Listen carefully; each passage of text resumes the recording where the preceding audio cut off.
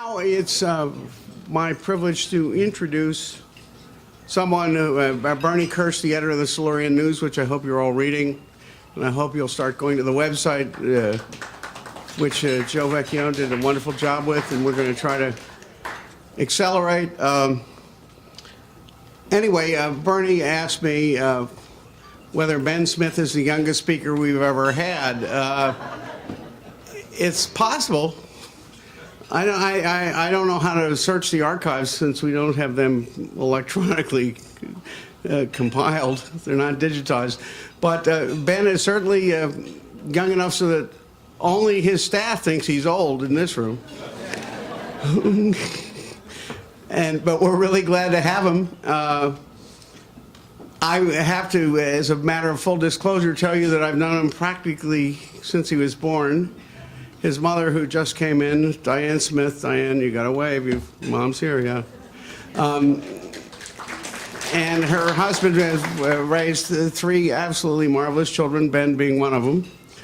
And they have that special, rare quality, being exceptionally smart and at the same time modest, which, as I was telling somebody here, were I the summa cum laude graduate of Yale from whatever year it was, Ben graduated about 5 minutes ago, I would probably be really arrogant, but he's not, I'm happy to say.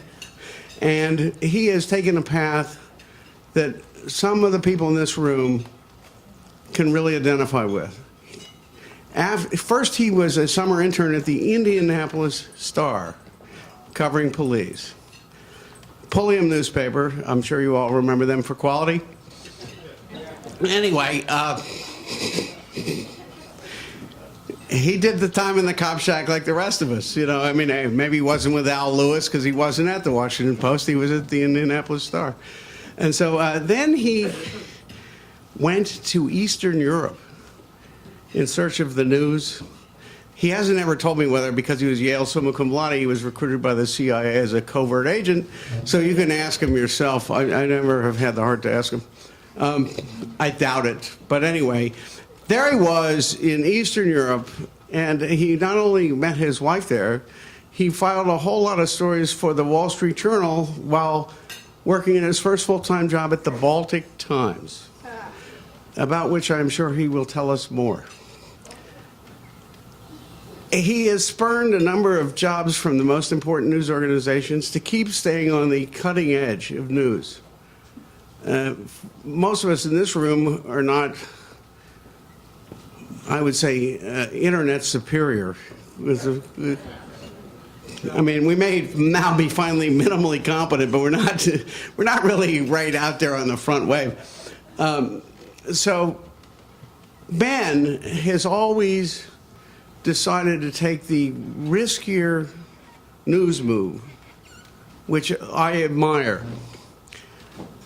He went to the New York Observer. He started at the New York, when he came back to New York, he started with the New York Sun. He started a bunch of political blogs. He was covering City Hall, Room 5. We have a bunch of Room 5 veterans in this room. But he always had a different spin on it, and he has that special quality that to me makes a great reporter. He knows how to listen. And so he can be one of 10 people listening to the same talk, and only he will get it all. It's quite special. So I could extol his virtues, and he would win the bet that my introduction would be longer than his talk. So I'm about to stop. I'm sorry I don't have his clips from the Wall Street Journal from Eastern Europe. I mean, you know how hard it is even to get into Wall Street Journal Europe from Latvia? Anyway, he went to the New York Sun, then the New York Observer, the New York Daily News. Some other papers in New York wanted to get a hold of him. They didn't.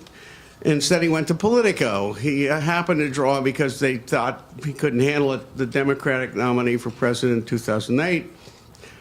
And I can't remember if it was then or slightly before then, we began this great debate that he and I have about whether he should be doing retail. Because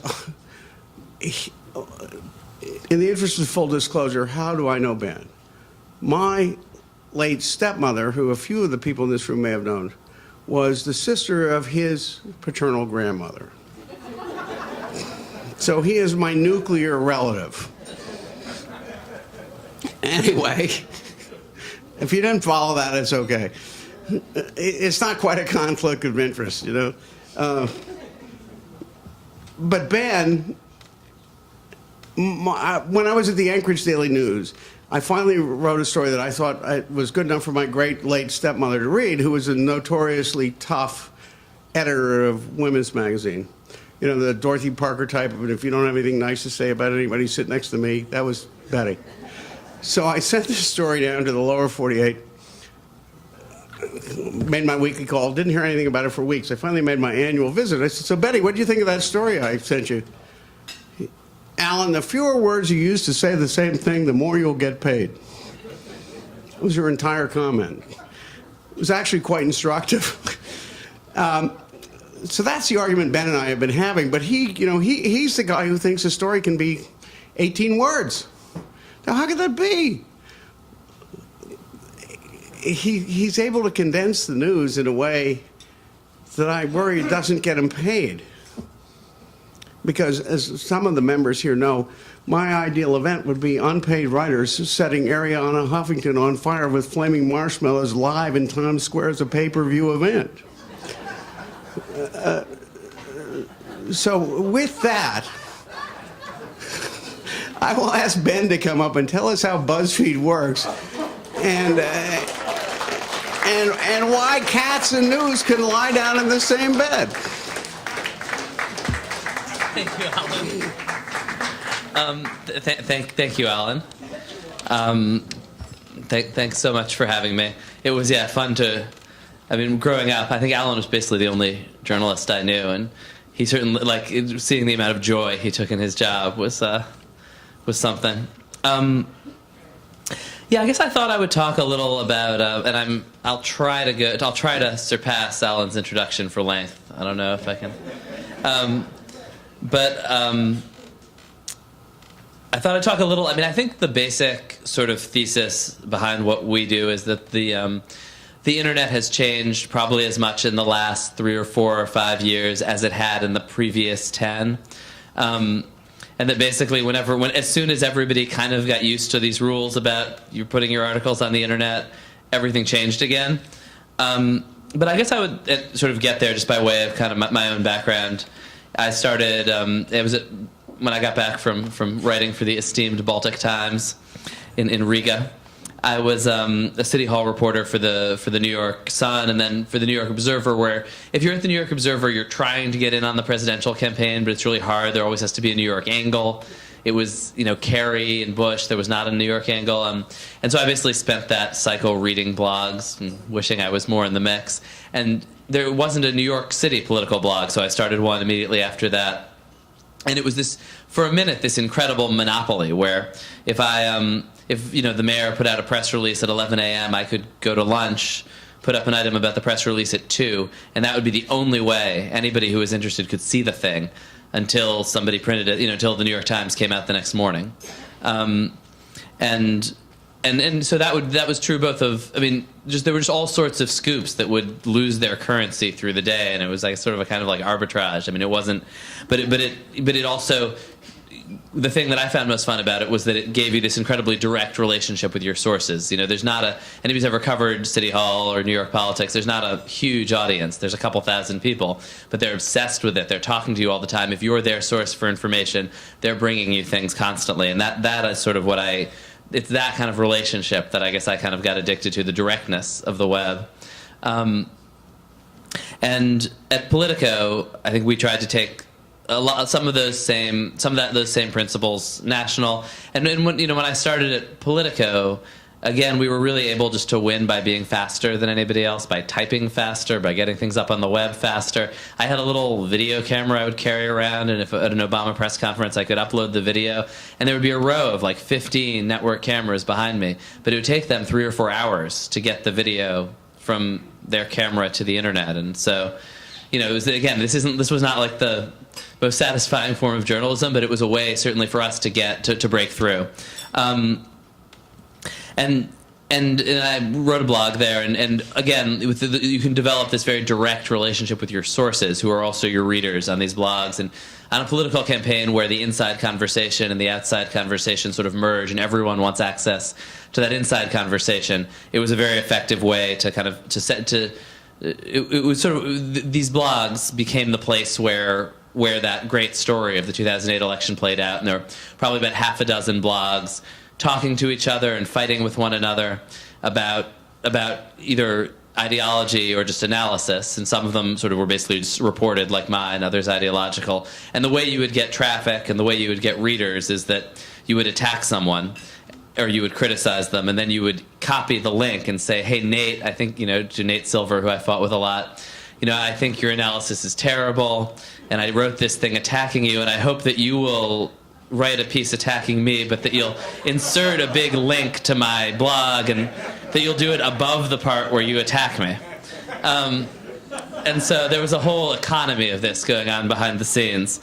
And at the same time, Twitter was something that that people in the tech world use, that political reporters and politicians who were very interested in tech would talk to each other on a little bit.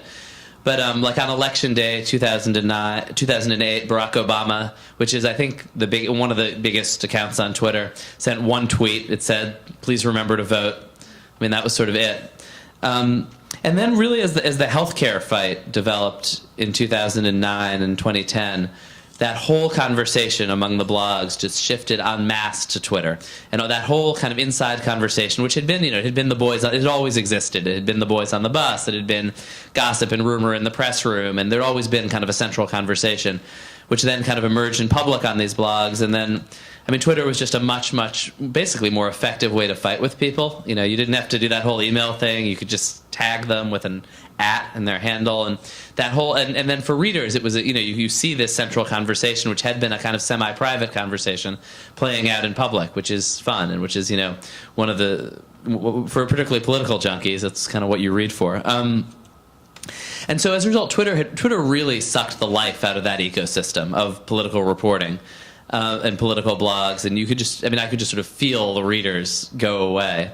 And then I think this was true because these Twitter conversations, they're very centralized and around beats. And so for political reporters, for tech reporters, for some business reporters in sort of specific areas, this became the central stream, and where you'd always known that, that there was a central conversation and that things were competitive and that one paper got something first and the other had to match or advance it. That now was so transparent and so straightforwardly competitive that if you were a competitive beat reporter, it was a pretty riveting place both to get your information and to distribute it, essentially. And so I guess BuzzFeed, meanwhile, had grown up from a totally different place, which is more or less Facebook. And Jonah Peretti, who founded it, had spent his career thinking about the psychology of what people share. For him, it started with essentially an email chain letter. He wanted to sort of as a prank. There was a year when Nike would let you write anything you wanted on your shoe, and he tried to customize it with the word sweatshop.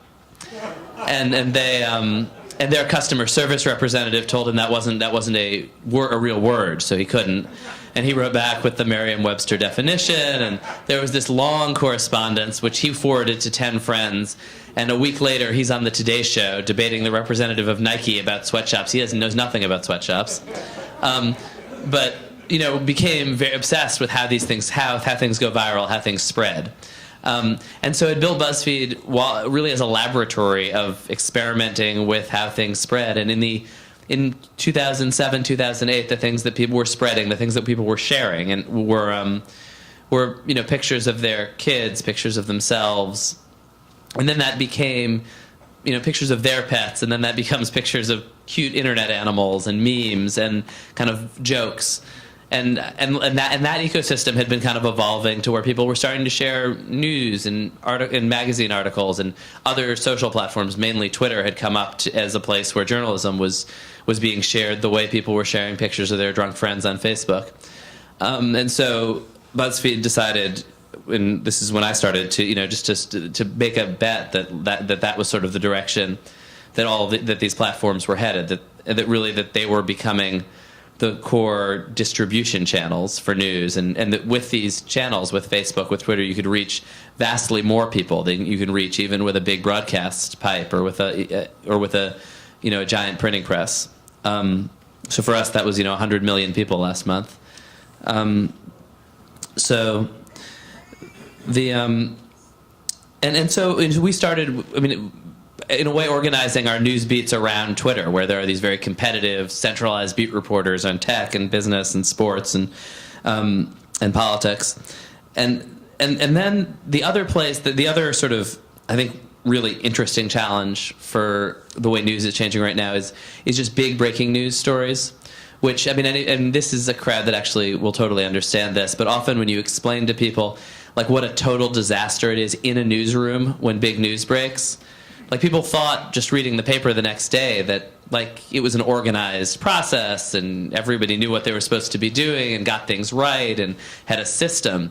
But actually, of course, like, you're sending reporters to the wrong guy's door, and you have, like, all sorts of crazy rumors kicking around. But by the time the paper comes out the next day, you've sorted most of that out. And now that's all exposed. Now the moment the news breaks, sources, primary sources are sharing things that they believe to be true mostly. People are committing pranks. Reporters are trying to figure out what's going on.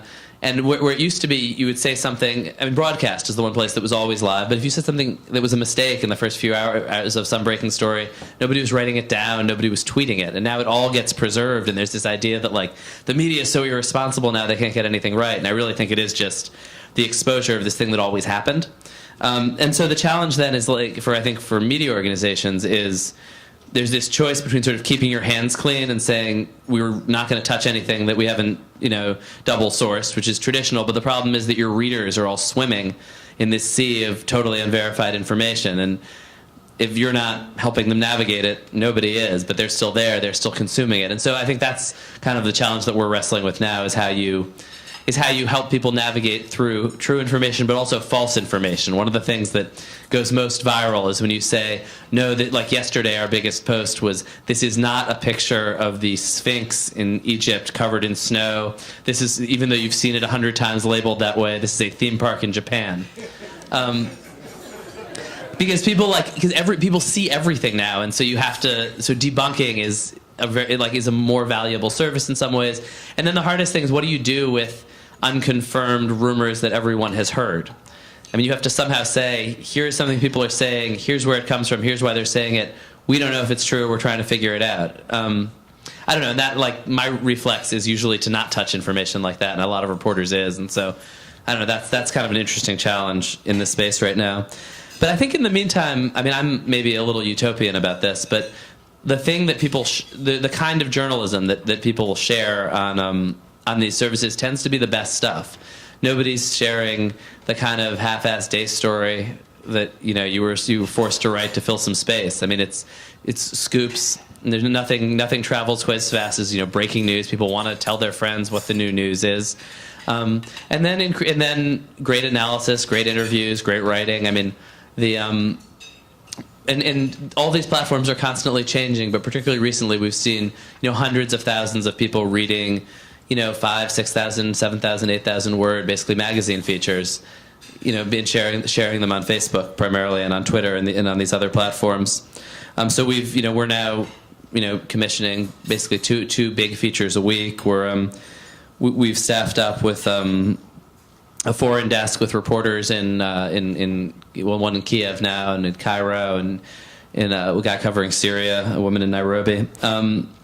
And because, again, there are these new front pages for these things. There are these social conversations where people are obsessed with what's happening in Egypt. And so if you can kind of tap into that conversation, advance that conversation, there's a lot of energy in readers there. And then the thing that we're kind of really particularly excited about next year is we poached one of Paul Steiger's kind of proteges from ProPublica to run an investigative unit. We'll be hiring half a dozen reporters under Mark to do that, and hopefully cause a lot of trouble.